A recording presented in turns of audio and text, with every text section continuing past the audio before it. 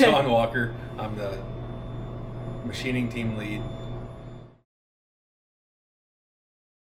As the machining team lead, I generally oversee what the guys are doing, make sure they don't have any questions, get the material ready for them to grab and do their job. A CNC machinist is going to take the raw material and turn it into something to put onto a machine or of any sort of thing, robot tooling.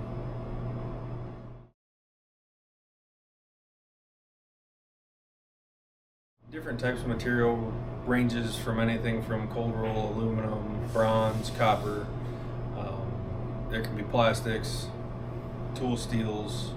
Types of products, we generally are doing custom parts for our machines, whatever our engineers design, or we will be making custom robotic end of arm tooling or anything of that nature. Anything you can dream of, we can make.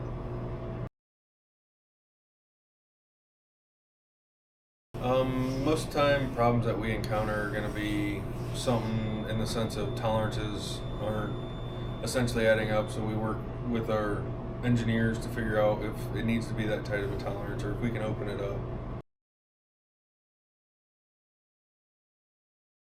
A successful CNC machinist is really anybody that wants to learn, attention to detail, take pride in your work.